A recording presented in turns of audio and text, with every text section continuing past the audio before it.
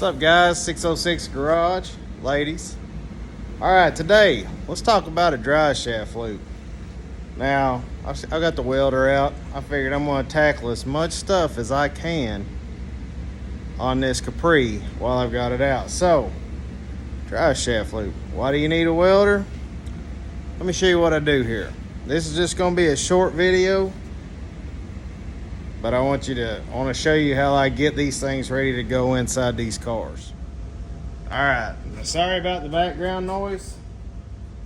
Now all you need for this particular job, 2 9/16 inches, drive shaft lube of choice.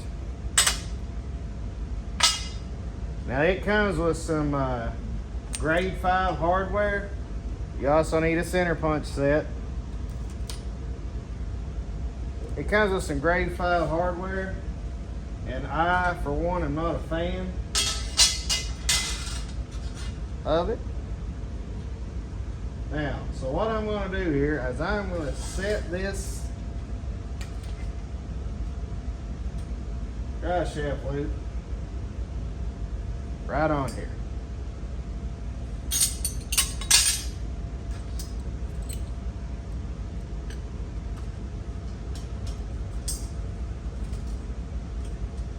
Put a clamp on it, and just to make sure it stays square, I'm going to put a clamp on the other side.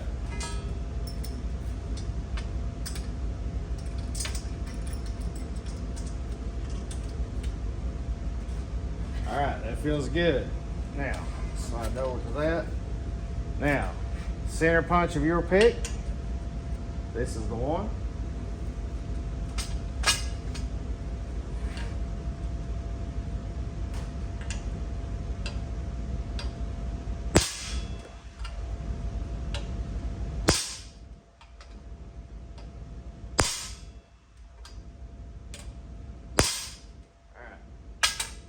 I'm telling you, these are the handiest tools you could possibly imagine.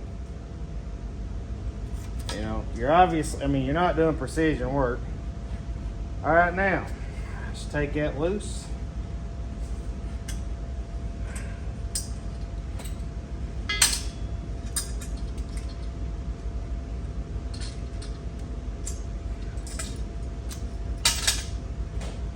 And honestly, on this part of it, I just kind of eyeball it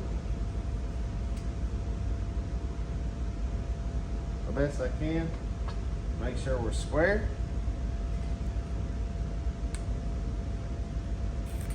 Take my marker and I cut it. Now, before I cut this, I'm going to go ahead and take it to the drill press and drill it out. All right, now, these kind of want to walk all over the place. So I try to get everything somewhat ready. I'm sorry. All right. Now, I usually use like a lube, some kind of oil. But in this particular case, it's not really necessary.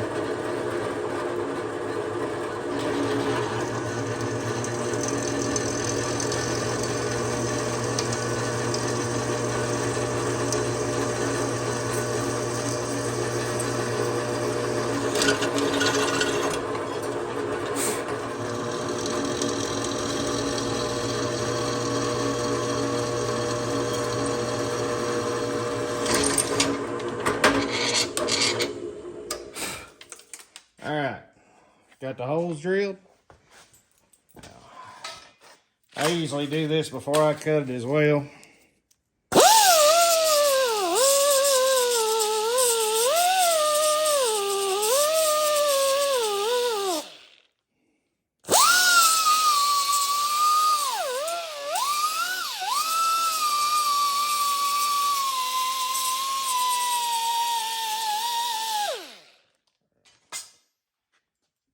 All right, now you can use a hacksaw.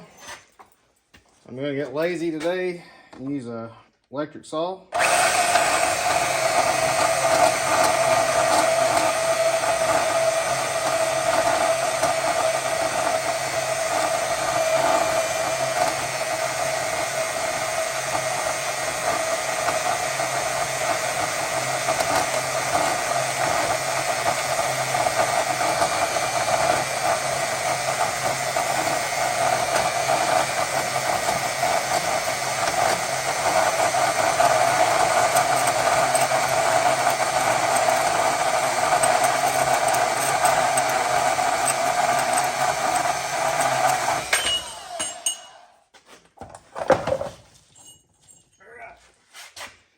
Got it cut.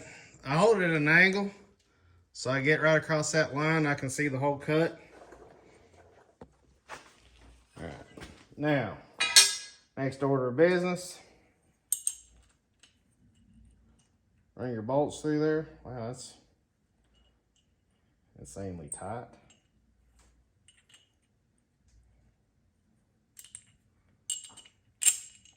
Go through that one.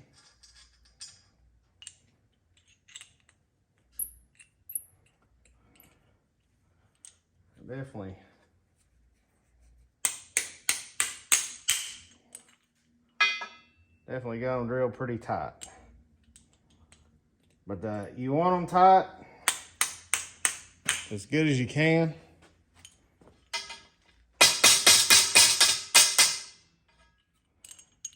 You don't want them moving around a lot, because I'm going to weld these to this plate. Goodness sakes.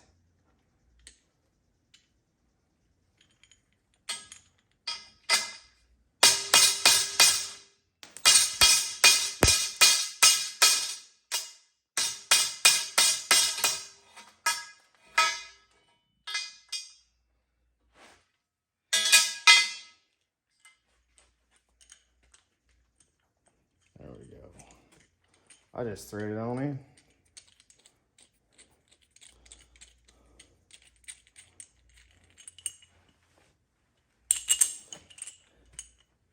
All right, you got it in there, put it on there, everything looks right.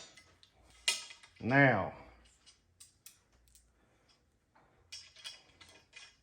put your nuts on there. And I'm using, like I said, I always opt for grade 8 hardware. And I like these shoulder nuts because they got the locking teeth on them. You know, I like them. And of course, that's the one I drove through there with a hammer. We'll fix it here shortly. I do have an extra one, but I'm not gonna let it win.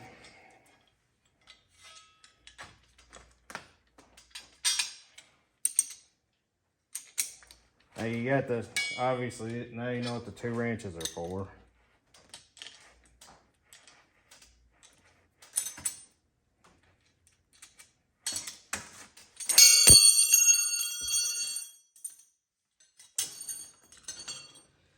It'd be a lot easier if you use an impact. I'm just gonna tell you, a lot easier. But, you know, I'm basically tightening these down. They kind of control the movement when we weld this down. So that's the main goal here.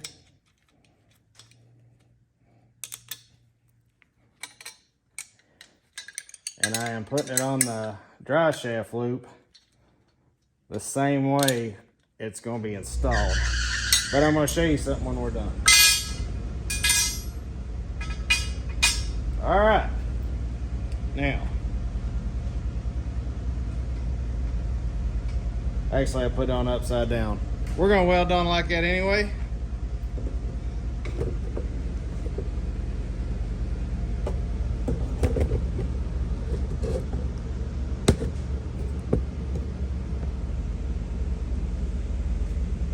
We're gonna weld on there like that anyway.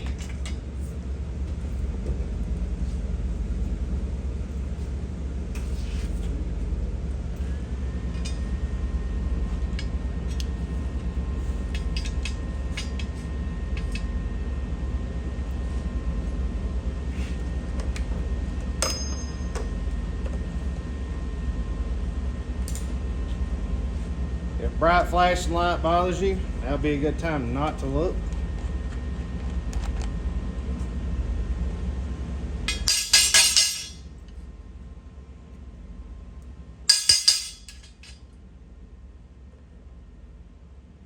Before you weld, always check your gas shield. Make sure there's no slag, because you want decent movement. Or, you know, you want whatever. An even flow of shielded gas whenever you weld. Now, how I do this, these bolts are kind of tough. So I start my weld on my plate and I drag it up to the bolt.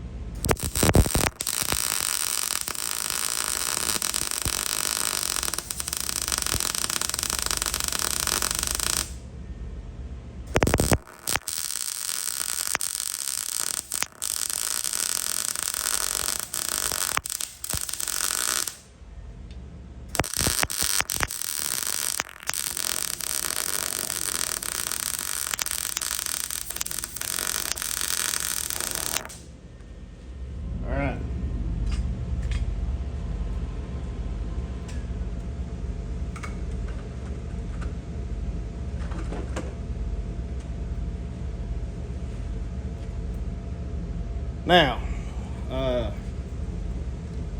go find a wet rag. And cool yours down here where you wish. I always just get a wet microfiber.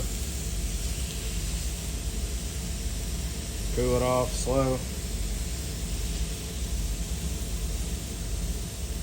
I mean, you can take it and hold it under a sink, whatever you want to do. It's just kind of how I do it. Now, I will tell you this. Make sure you get those bolts welded on good, because if you put them on there and hit them with an impact, and now you broke one of these loose on this plate, the only way is to pull your carpet back up and get in there with the welder and weld it back to the plate. It's hot.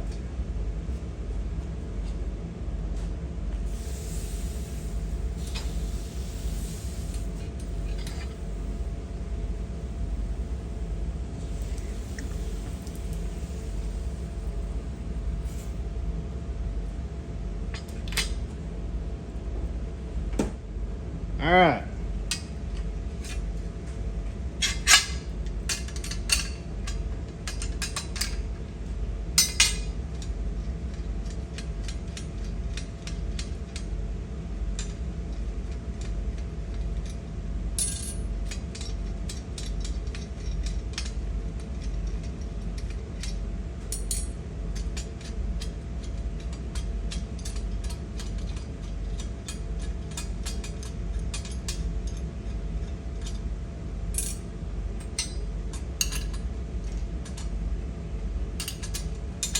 I guess I'm just going to run a 3/8 die over this thing.